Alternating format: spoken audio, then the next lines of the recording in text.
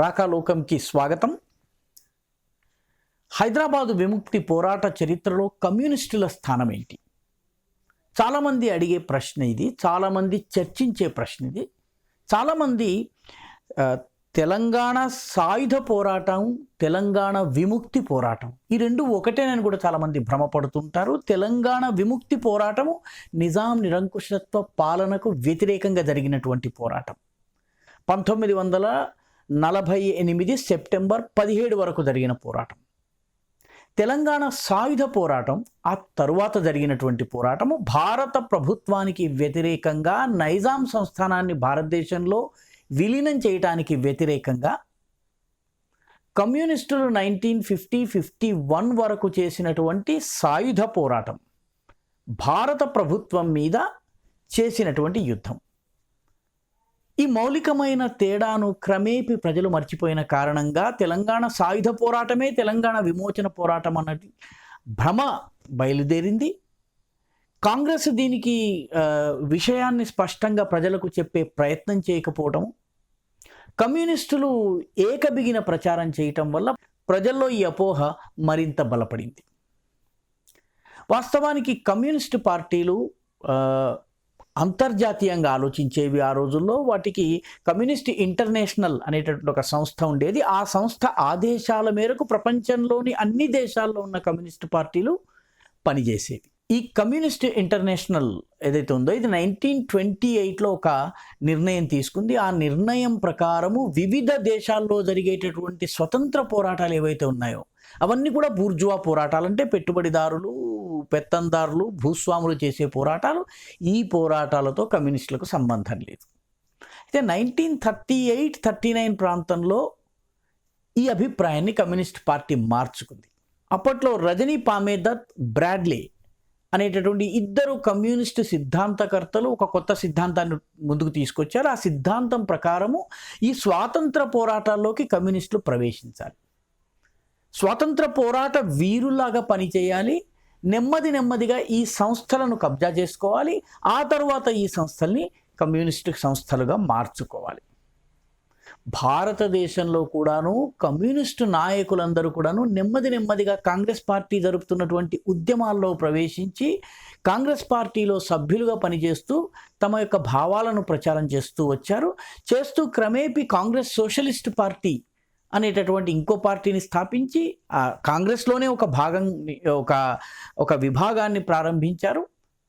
మిను మసానీ 1940 ప్రాంతంలో స్వతంత్ర పార్టీకి చెందినటువంటి చాలా గొప్ప నాయకుడు ఆయనకి కొన్ని పత్రాలు లభించాయి. ఆ పత్రాల్లో ఈ కుట్రంతా బహిర్గతం అయిన తర్వాత ఆయన కాంగ్రెస్ సోషలిస్ట్ పార్టీని హెచ్చరించారు. అయితే కాంగ్రెస్ సోషలిస్ట్ పార్టీ నిర్ణయం తీసుకునే లోపల చాలా రాష్ట్రాల్లో కాంగ్రెస్ సోషలిస్ట్ పార్టీ యూనిట్లను కమ్యూనిస్టులు కబ్జా చేశారు. ఉదాహరణకి కేరళలో ఏకే గోపాలన్, నంబూద్రి పాదులు, తమిళనాడులో జీవానందం, పి రామ్మూర్తి, ఆంధ్రప్రదేశ్లో ముఖ్యంగా ఆంధ్ర ప్రాంతంలో పుచ్చలపల్లి సుందరయ్య, ఇలా అనేక మంది నాయకులు కాంగ్రెస్ సోషలిస్ట్ పార్టీని కమ్యూనిస్టు పార్టీ యూనిట్లుగా మార్చేశారు. సో ఇదే సిద్ధాంతాన్ని తెలంగాణలో కమ్యూనిస్టు పార్టీ అమలు చేసింది. తెలంగాణలో కమ్యూనిస్టు పార్టీ అరౌండ్ 1939-40 ప్రాంతంలో యాక్టివ్ అయింది. ఆ సమయంలో అబీడ్స్కి దగ్గరగా ఒక ఇండియా కాఫీ హౌస్ అని ఉండేది. దానిలో కొందరు కమ్యూనిస్టులు రెగ్యులర్గా సమావేశమవుతుండేవాళ్ళు. దానిలో అఖ్తర్ హుస్సేన్, మఖ్దూమ్ మొహియుద్దీన్, సయ్యద్ ఆలం ఖుంద్మీరి, రాజ్ బహదూర్ గౌడ్, జవాద్ రజ్వీ ఇటువంటి నాయకులు కలిసి కమ్యూనిస్టు పార్టీ సమావేశాలు నిర్వహించేవాళ్ళు. నెమ్మదిగా వాళ్ళు కమ్యూనిస్టు ఉద్యమాన్ని బిల్డ్ చేసే ప్రయత్నం చేశారు. ఆ తర్వాత 1935 నుంచి 1942 వరకు కమ్యూనిస్టు పార్టీ పైన దేశవ్యాప్తంగా నిషేధం ఉండేది. హైదరాబాద్ సంస్థానంలో కూడా నిషేధం ఉండేది. క్రమేపీ భూస్వామి వ్యతిరేక పోరాటాలు, నిజాం వ్యతిరేక పోరాటాల్లో కమ్యూనిస్టులు ప్రవేశించారు. ఒక్క మాట నిజంగా మనం అంగీకరించవలసింది ఏంటంటే, కొందరు చాలా నిస్వార్థ భావనతో, చాలా త్యాగ భావనతో, చాలా సమర్పితమైనటువంటి భావనతో నిజాంకి వ్యతిరేకంగా పోరాడారు. అందులో ఎటువంటి రాజీ లేదు, ఆ విషయాన్ని ఎవరు కాదనేది లేదు. ఉదాహరణకి బద్దం ఎల్లారెడ్డి, రావి నారాయణ రెడ్డి, భీమిరెడ్డి నరసింహారెడ్డి, దేవులపల్లి వెంకటేశ్వరరావు, సర్వదేవ భట్ల రామనాథం, ఇటువంటి నాయకులు చాలా అద్భుతమైనటువంటి పోరాటాలు చేశారు. గ్రామీణ ప్రజల్ని సమీకరించారు. జమీందారుల దోపిడీకి, జాగీర్దారుల దోపిడీకి వ్యతిరేకంగా, నిజాం పాలనకు వ్యతిరేకంగా, రజాకారులకు వ్యతిరేకంగా కూడా పోరాడారు. 2000 గ్రామాలని వీళ్ళు విముక్తం చేశారు. ఇది కూడా ఎవరు కాదనలేనటువంటి సత్యం. అయితే ఈ పరిస్థితుల్లోనే నెమ్మదిగా హైదరాబాదు సంస్థానానికి స్వాతంత్రం కావాలన్నటువంటి నినాదం కూడాను కాంగ్రెస్ పార్టీ ఇవ్వడం ప్రారంభించింది. కాంగ్రెస్ బలోపేతం అవుతున్న కొద్దీ కమ్యూనిస్టుల వాదన దేశవ్యాప్తంగా హైదరాబాద్ సంస్థానంలో మారుతూ వచ్చింది. దేశవ్యాప్తంగా కమ్యూనిస్టులు పాకిస్తాన్ ఏర్పాటును సమర్థించారు. ముస్లింలకు పాకిస్తాన్ అనే దేశము ఇచ్చి తీరాలి అని చెప్పి వాళ్ళు చాలా గట్టిగా డిమాండ్ చేశారు. రిజల్యూషన్లు పాస్ చేశారు. మన దగ్గర హైదరాబాద్ సంస్థానంలో ఉన్నటువంటి కమ్యూనిస్టులు కూడా వీళ్ళు కేవలం 2 జిల్లాలు, అంటే వరంగల్, నల్గొండ జిల్లాలకు మాత్రమే పరిమితమై ఉండేవారు. మిగతా కొన్ని కరీంనగర్లో అక్కడ కొందరు లీడర్లు ఉండేవారు. అయినప్పటికీ కూడాను ప్రధానంగా 2 జిల్లాలు, జనగామ ప్రాంతము, భువనగిరి ప్రాంతము, వరంగల్, నల్గొండలోని సూర్యాపేట చుట్టుపక్కల ప్రాంతాల్లో కమ్యూనిస్ట్ ఉద్యమం బలంగా ఉండేది. వీళ్ళు నిజాం సంస్థానము భారతదేశంలో విలీనం కాకూడదు అన్నటువంటి వాదనను తీసుకుని రావడం ప్రారంభించారు. నిజాం స్వాతంత్రం పొందాలి, నిజాం పూర్తిగా భారతదేశంలో విలీనం కాకుండా ఒక స్వతంత్ర దేశంగా ఉండాలన్నటువంటి నినాదాన్ని వీళ్ళు ముందుకు తీసుకొచ్చారు.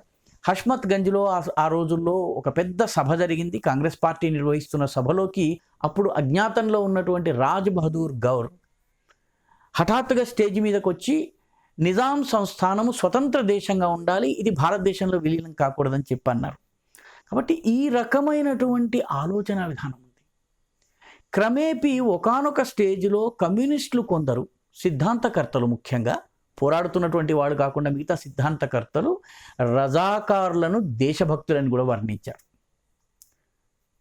ఆసక్తికరమైన విషయం ఏంటంటే సెప్టెంబర్ 17, 1948 వరకు కమ్యూనిస్టులు ఈ భూస్వాములకు వ్యతిరేకంగా గ్రామాలను విముక్తం చేసేటటువంటి పోరాటంలో పాల్గొన్నారు.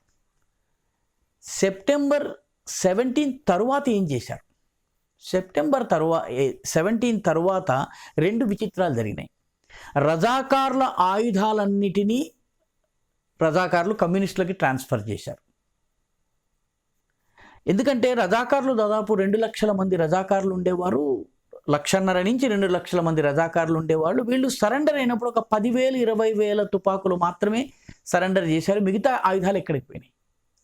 ఆ ఆయుధాలు కమ్యూనిస్టుల చేతుల్లోకి వెళ్ళాయి. కమ్యూనిస్టులు భారత ప్రభుత్వానికి వ్యతిరేకంగా 1-2 ఏళ్ల పాటు చేసినటువంటి తీవ్ర పోరాటానికి ఈ ఆయుధాలు ఉపయోగపడ్డాయి.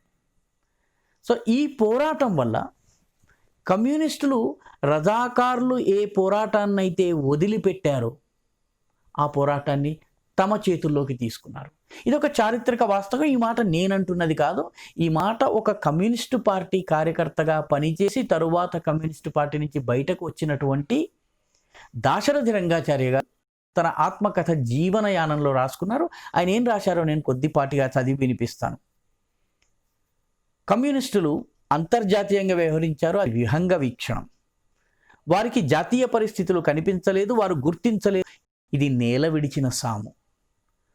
భారతదేశానికి స్వాతంత్రం రావాలన్నారు, పాకిస్తాన్ ఏర్పడాలన్నారు. భారతదేశానికి స్వాతంత్రం వచ్చిన తర్వాత అది స్వాతంత్రం కాదన్నారు. పోలీసు చర్య వరకు వారు నిజాంకు వ్యతిరేకంగా పోరాడారు. దాశరథి గారు అంటున్నమాట. పోలీసు చర్య వరకు వారు నిజాంకు వ్యతిరేకంగా పోరాడారు. అన్ని పార్టీలు పోరు సలిపాయి. అది తెలంగాణ ప్రజల జాతీయ పోరాటం. పోలీసు చర్య తరువాత మిగతా పార్టీలు పోరాటాలు మానుకున్నాయి. కమ్యూనిస్టులు ఎవరికి వ్యతిరేకంగా పోరాటం సాగించినట్టు? వచ్చింది స్వాతంత్రం కాదన్న కమ్యూనిస్టు పార్టీ పిడివాదాన్ని, తెలంగాణ పరిస్థితుల్ని అర్థం చేసుకోకుండా తెలంగాణ ప్రజల మీదకి రుద్దారు. దాశరథి గారి అభిప్రాయం ఇది. తెలంగాణలోని 2 జిల్లాల పోరాటంతో భారత ప్రభుత్వాన్ని కూలద్రోయగలము అనుకోవడం భ్రమ మాత్రమే అవుతుంది, హేతువాదం మాత్రం కాదు. ఇది దాశరథి గారు స్వయంగా రాసినటువంటి మాట. అంటే కమ్యూనిస్టులు చేసినటువంటి పోరాటం 1950-51 ప్రాంతంలో ఎందుకు ఆగింది? దానికి కూడా ఒక ఆసక్తికరమైనటువంటి కథ ఉంది. కొందరు కమ్యూనిస్టు నాయకులు యుద్ధం కొనసాగుతూ ఉంటే దీని నుంచి ఎలా బయటపడాలి, లేకపోతే యుద్ధాన్ని ఎలా కొనసాగించాలో తెలుసుకోవడానికి వాళ్ళు స్టాలిన్ దగ్గరికి వెళ్ళారు.